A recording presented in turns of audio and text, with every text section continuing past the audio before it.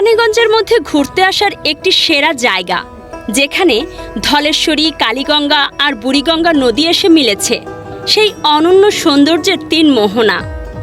এ যেন এক প্রাকৃতিক বিস্ময়, যেখানে তিন নদীর স্রোতধারা একত্রিত হয়ে সৃষ্টি করেছে মনোমুগ্ধকর দৃশ্য। আমরা আজ এসেছি এই ঐতিহ্যবাহী স্থানে। দূর দূরান্ত থেকে প্রতিদিনই আসেন অসংখ্য দর্শনার্থী শুধু প্রকৃতির টানে।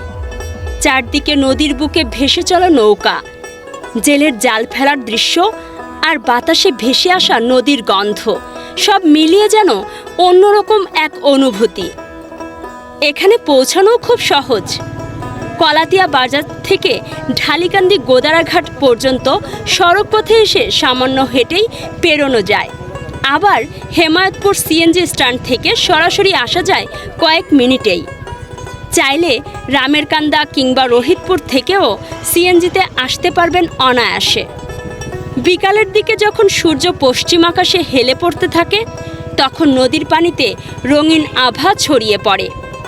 এই সময়টায় তিন মোহনার সৌন্দর্য যেন দ্বিগুণ বেড়ে যায়। চারপাশে ভিড় করেন অনেক মানুষ, কেউ পরিবার নিয়ে, কেউ বন্ধুদের সঙ্গে। আর সাথে থাকে খাওয়া দাওয়ার মজা। নদীর ধারে বসেই চটপটি, ফুচকা, কফি আর অন্যান্য মুখরোচক খাবারের দোকান খোলা থাকে রাত 9টা পর্যন্ত। যদিও এখানে বড় কোনো কাশবনের সমারোহ নেই, তবু নদীর তীর ঘেঁষে ছড়িয়ে আছে টুকটাক কাশফুল। বাতাসে দুলতে থাকা এই সাদা ফুলগুলো যোগ করে ভিন্ন মাত্রা। নদীর মোহনা দাঁড়িয়ে যখন চোখ মেলে তাকানো যায়, তখন মনে হয় প্রকৃতির আঁকাবাঁকা তুলিতে আঁকা এক জীবন্ত ক্যানভাস। দিনের বেলা যেমন প্রাণ চাঞ্চল্য, সন্ধ্যার পরে তেমনি নেমে আসে এক ধরনের শান্ত সৌন্দর্য। দূরে জলজল করে নৌকার আলো, পাশে ভেসে আসে হালকা ঢেউয়ের শব্দ, যা মনকে শান্ত করে, ক্লান্তি ভুলিয়ে দেয়। এই তিন মোহনা শুধু ভ্রমণের স্থান নয়, কেরানীগঞ্জের ইতিহাস আর সংস্কৃতিরও অংশ। যারা একবার এখানে আসেন তারা বারবার ফিরে আসতে চান। তাই সময় পেলে চলে আসতে পারেন ধলেশ্বরী, কালীগঙ্গা আর বুড়িগঙ্গার এই মিলনস্থলে। প্রকৃতির টানে, নদীর আহ্বানে আর মনোরম পরিবেশে আপনি পাবেন এক অনন্য অভিজ্ঞতা। এটা আসলে কেমন লাগছে এটা বলা কঠিন। আর এখন হলো যৌবনের সময়, বর্ষাকাল।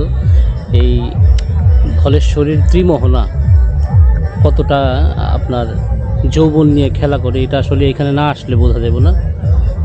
তবে আস্তে আস্তে জায়গা সংকুচিত হচ্ছে, আপনার এর পরিধিও বাড়তেছে। তো এই সময়টা আসলে অদ্ভুত একটা সময়। আমরা শেষ বিকেলে আসলে এখানে চলে আসছি। আর যারা শেষ বিকেলে আসবেন তারা এই সূর্যাস্তটা দেখতে খুব আনন্দ ফিল করবেন। আসলে সুন্দর একটা জায়গা। এই জায়গাটাকে দেখতে হইলে বা এই সৌন্দর্যটাকে দেখতে হলে এই সময়টা, তার মানে শেষ বিকেলে আসলে এর সৌন্দর্যটা আরও সুন্দর হয়ে ওঠে।